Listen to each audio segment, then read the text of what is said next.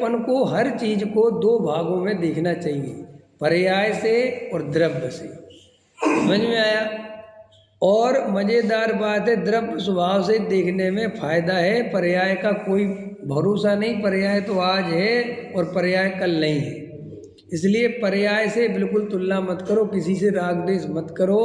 कोई पूजा पाठ भक्ति करता है इसलिए अच्छा है, कोई नहीं करता इसलिए बुरा, बिल्कुल नहीं। पूजा पाठ करने वाला करने का करता नहीं, और नहीं करने वाला नहीं करने का करता नहीं। समझ में आया? इस तरह से इन बातों को समझना। तो ज्ञान में स्वपर प्रकाशक ज्ञान की शक्ति है। स्वपर प्रकाशक ज्ञान की शक्ति समझ गए? अपन का तो एक ही काम है, क्रोध आवे तो क्रोध को जाने कि ये मेरा नहीं है, ये काम करना है। क्रोध नहीं करना, क्रोध नहीं करना, ये माला मत फेरो। क्रोध आवे तो क्रोध को साक्षी भाव से जान सको कि ये मेरा स्वरूप नहीं है, बस ये पुरुषार्थ है जीव का। समझ में आया? पूजा पाठ भक्ति का भाव आवे तो पूजा पाठ भक्ति मैंने करी, ये भाव नहीं आना चाहिए। क्या भाव आना चाहिए कि मैं इसका करता धरता नहीं है, होने योग्य है तो हो गई है। लेकिन वो रोज ऐसे निमित्त नैमित्तिक संबंध हैं कि ऊपर से बोलते हैं कि मैं करता नहीं हूँ और अंदर से वो लगता है कि मैं करता हूँ। अपनी समस्या यही है, अपन भरोसा नहीं कर पा रहे हैं क्योंकि वो करता दिखता है। नहीं समझ में आया? पूजा नहीं करने वाला नहीं का करता दिखता है और करने वाला करता का दिखता है। ऐसा लगता है कि पैसा नहीं कमाएंगे तो कैसे आएगा, अंदर में ऐसा नहीं लगता कि पैसा अपने आप आएगा। बोलो रमेश जी, पैसा कमाने से आता है कि अपने आप आता है? हृदय पे हाथ रख के बताओ कैसा लगता है? ऐसा लगता तो सही आप कह रहे हैं। नहीं, हम जो कह रहे हैं बोले भाई, तब जब उसका आना तभी आएगा, पर ये अपन उसके कर्ता बन जाते हैं, हम करेंगे। अभी मिथ्या, अभी समझो ये पढ़ा हुआ है ना, अब अपन ऐसा पढ़ा रहेगा तो ये भाव भी गया। और देखो मैं समय सार सुन रहे प्रश्न है ना, हम ये कह रहे हैं कि अपन प्रवचन सुनते हैं, अपन को प्रवचन सुनने की जगह ये प्रश्न उठाना चाहिए कि साहब हमें आपकी अभी बातें नहीं समझनी, वो समझ में तो सब आता है। अभी समस्या ये है कि आप यहाँ कहते हो कि करता नहीं है और अंदर हमें करतापन दिखता है पूरा का पूरा। हमने कहा कि आप दया दान पूजा भक्ति के करता नहीं है, तो आपको प्रश्न करना चाहिए कि कैसे करता नहीं है, फिर हम नहीं करते तो कौन करता है? फिर आप वो उत्तर मत खोजो उपादान और निमित्त। इसमें भी तो उदाहरण दिया है हाँ कि जिसको पुत्र प्राप्त करने की वांछा हो, हाँ वो जो है विवाह आदि करे। हाँ, विवाह आदि करे। विवाह आदि करने के बाद जो है फिर के विवाह से बच्चे पुत्र हो जाएगा, भी नहीं होगा, लेकिन संबंध स्थापित करेगा तब होने के चांस फिर भी ना होगा, तो योग्यता में समझे। हाँ ऐसा। अब सुनो, जिसके पुत्र होना होगा उसके विवाह भी होगा। नहीं समझो, तुम गणित है, तुम आधा पार्ट क्या है अपनी तरफ रखते हो और आधा पार्ट रखते हो उपादान पे। तुम क्या सोचते हो, निमित्त की तैयारी तो अपन करो और उपादान जब होगा तो कार्य होगा, तो तुम निमित्त की तैयारी करते हो। क्या निमित्त समझ गए आप? आपके जो हाथ में है, क्योंकि उपादान तो आपके हाथ में है नहीं, पुरुषार्थ करेंगे। हाँ आप वही आप निमित्त की तैयारी को पुरुषार्थ समझते हो, यही मिथ्यात्व है। नहीं वो बिल्कुल सही बोले हैं, और वो जो उन्होंने जो उदाहरण दिया वो मैंने पढ़ा है, मुझे सब पता है, वो समझो पुरुषार्थ की तरफ से। लेकिन एक्चुअल में वो एक देश उदाहरण है, वो वस्तु का स्वरूप है नहीं वैसा। देखो वैसे प्रश्न उठाओ तो बात खुलती है ना। रियल तो ये है कि निमित्त भी उपादान के हिसाब से तैयार होता है, वो तुम्हें करना नहीं पड़ता है। तो फिर आप कहोगे कि भाव तो करने पड़ेंगे, शादी के भाव तो ऐसा नहीं है। जिसके पुत्र होना है उसके शादी के भाव भी आएंगे, आप डरते क्यों? तो फिर साहब करना क्या है? तुम्हें जानना है कि ये हो रहा है, यही तो डरता है, यही तो श्रद्धान है। भाई कोई ऐसा प्रश्न करे, डॉक्टर साहब सुनाते थे, अब सुनना होगा कि भाई मारीची 24वां तीर्थंकर होगा, कि ठीक है साहब, कि किसका पुत्र होगा, इनके पिताजी कौन होंगे? तो बोले राजा सिद्धार्थ, समझ में आया, और माता त्रिशला ये होंगे। तो किसी ने प्रश्न किया कि साहब अगर दोनों ने शादी नहीं करी तो? प्रश्न है ना भाई, कि भाई नहीं करी, उस समय दोनों की कोई बात बिगड़ गई, भैया यही तो वस्तु स्वरूप समझा रहे कि अगर श्रद्धा तो तसला के महावीर होने हैं तो श्रद्धा तो तसला की शादी भी होना है। समझ में आया कि नहीं आया? ये बात अपन को समझ में नहीं आती। जैसे अपन को क्या लगता है हम पैसा नहीं कमाएंगे तो पैसा कैसे आएगा? ऐसा नहीं है, पैसा आना है, उसके लिए जो क्रिया होनी है, जो विकल्प होने हैं वो तुम्हें करने नहीं है, वे होने हैं, और हमें लगता है कि करने हैं। ये है असली जड़। ढीलापन छोड़ते नहीं, ऐसा लगता है सुस्ती तो नहीं है। हाँ, वो ढीलापन वो इसलिए कि उसके अंदर वो मिथ्यात्व पकड़ बनाता है ना। जबकि देखो रियल में अगर तुम नहीं मानो मेरी बात तो प्रैक्टिकल करके देखना, तुम एक हफ्ता जो है ना सब चीज़ें क्रमबद्ध पे छोड़ देना और बिल्कुल सहज रहना, तो भी तुम्हारा कोई काम नहीं रुकेगा। जो होना होगा वो वैसे ही होगा। मैंने कभी कभी देखा आदमी बहुत दौड़ता है फिर भी काम नहीं होता, और नहीं दौड़ता तो भी होता है। तो फिर साहब वो दौड़ना, भैया तुम मानो चाहे नहीं मानो, काम जब होना होता है वो होता है। हमें देखो, हमने दिन भर उपयोग खराब करा किसी चीज़ के लिए, समझ में आया? तो आचार्य कहते हैं कि तुम अपने अज्ञान से कितने उपयोग खराब करो, परिणाम जो होना है वो वैसा ही होगा, उसे नहीं बदल सकते। तुम कितनी कुछ कर लो, कितनी ताकत लगा लो। तो वो अंदर रमेश जी समझ में आया कर्तृत्व कैसे छूटेगा? ऐसे छूटेगा कि भैया पैसा आना होगा और उसके लिए जो निमित्त चाहिए होगा वो निमित्त मिलेगा। तुम चिंता क्यों करते हो कि साहब मैं आज जाऊँगा ही नहीं, देखता हूँ मैं दुकान पे कैसे क्या होता है। तुम चिंता मत करो, आज दुकान खुली नहीं है इसका मतलब तो इसलिए ऐसे निमित्त से ऐसी बात बन गई। आया वो तो अपने आप जैसे कई जीव होते हैं, उनने स्वाध्याय सुना और वेद ज्ञान करने की जगह स्वच्छंदी हो गए, तत्व निर्णय की करने की जगह विषय भोगों में लग गए।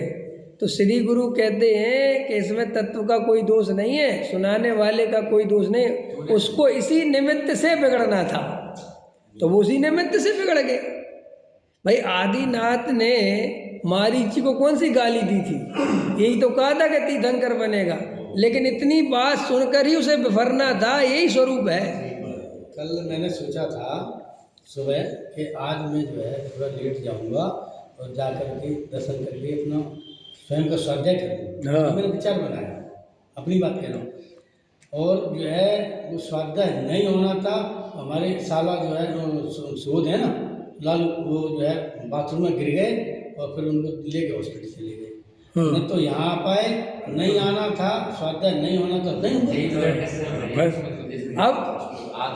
अब आप क्या करते हो कि जब आपके अनुसार कार्य नहीं होता तब तो आपको लगता है कि भैया अपन करता नहीं है, और जब अपने अनुसार कार्य होता है तब अपने को लगता है कि हमने करा।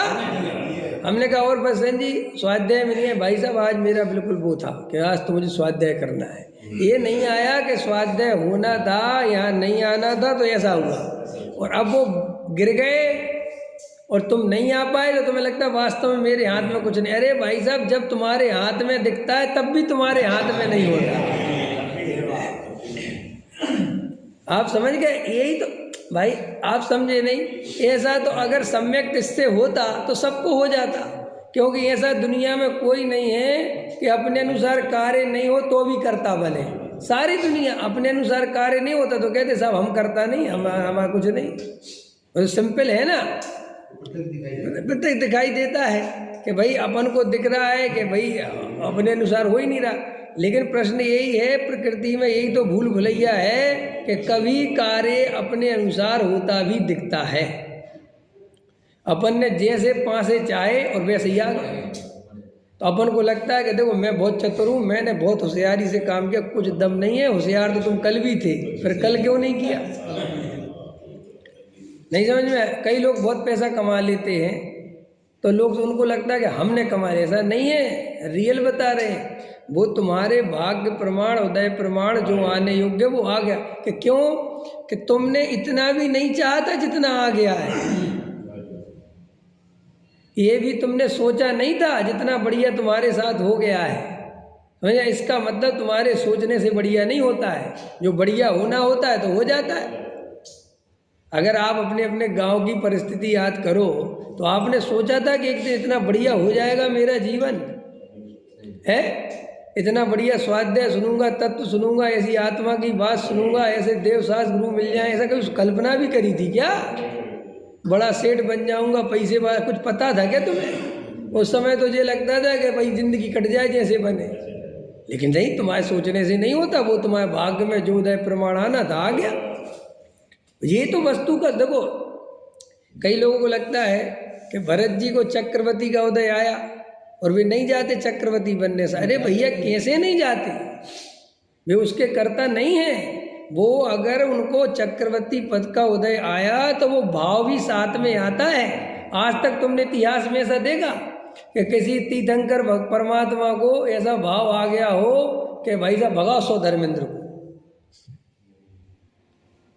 भाई सौधर्मेंद्र का विरोध कर सकते, तीर्थंकर के नहीं कर सकते। है तू निकल ले इधर से, नहीं पहनूंगा तेरे कपड़े, मुझे तो अपनी मम्मी के पहनने, जो मेरी माँ पहनाएगी वो पहनूंगा। ऐसा देखा तुमने कभी, सुना कभी है? नहीं होता, बिल्कुल नहीं होता, बिल्कुल बिल्कुल उनको सब पता रहता है। आप क्या समझते हो? तीर्थंकरों को अपने अवधि ज्ञान में ये तक पता रहता है कि जो मेरे मित्र हैं ये पृथ्वी के नहीं है, वो मनुष्य का रूप धरते हैं, वो होते देवगति के हैं और उनके साथ कीड़ाएँ करते, लेकिन वो जानते हैं अंदर से, तो भी ऐसा ही उदय है, ऐसी दशा है, वो देखते हैं, जानते हैं उसमें क्या दम है। भरत जी चाहते कि हम नहीं जाएंगे, हम तो तीर्थंकर परमात्मा की दिव्य ध्वनि, ऐसा स्वरूप नहीं है। अगर वो उदय आया है तो वो आया है, उनके अकेले निदति निकाचित कर्म नहीं होते, हमारे भी होते हैं। जो हम उदय नहीं टाल पाते तो हमें भी समझ जाना चाहिए कि भैया उदय है, नहीं टलता। वेद ज्ञान के बल से भी, तत्व ज्ञान के बल से भी जब कसाय नहीं रुकती हो तो जानो कि ये निकल के ही रहेगी, ये मानेगी नहीं। और उसको जबरदस्ती हटाग्रह करते हो ना, उससे महादुख पैदा होता है। इसलिए कई लोगों की प्रकृति चंचल है और धर्म में आके बन गए गंभीर, तो वे अंदर दुखी हो जाते हैं, परेशान हो जाते हैं, क्योंकि अंदर वैसी स्थिति है नहीं। आजकल संत साधु महाराज तुम्हारे जो है लड़ाई झगड़ा करते दिखते कि नहीं दिखते? दिखते कि नहीं दिखते? बोलो। अरे क्या हो रहा है संत साधु? अरे भैया अंदर कसाय भरी पड़ी है, साधु बनने से होता क्या है? अंदर समझ में आया कि नहीं आया है? अब आजकल साधुओं के मिलन चलते हैं, क्या क्या नहीं हो रहा, सब होता है ना, सब देखते रहते ना भैया, सब ठीक है, संसार है। चोला बदलने से कसाय नहीं बदलती। अपन को वेद ज्ञान करना ये अपना पुरुषार्थ है। किसी के जीवन में झांकना ताकना, उसे पापी मानना, ये मिथ्यात्व है। भाई प्रत्येक जीव का उदय है, चाहे साधु हो, चाहे ब्रह्मचारी हो, त्यागी, क्या होता है इन बातों से? सीधी बात समझो, जो जीव वेद ज्ञान करेगा, आत्मा का अनुभव करेगा, आत्मा में रमेगा, वो ही मोक्ष मार्ग में आगे बढ़ेगा, बाकी नहीं बढ़ेगा। चाहे हम कितने ही कुछ संन्यास धारण करें, कोई उससे कोई दम नहीं इन बातों में। तुम एकांत में बैठ में घर में अपने ज्ञानानंद स्वभावी आत्मा में रम रहे हो तो समझा करो कि ये असली पुरुषार्थ है। खाना पीना छोड़ना ये पुरुषार्थ नहीं है, क्योंकि ये जीव इसका कर्ता धर्ता नहीं है।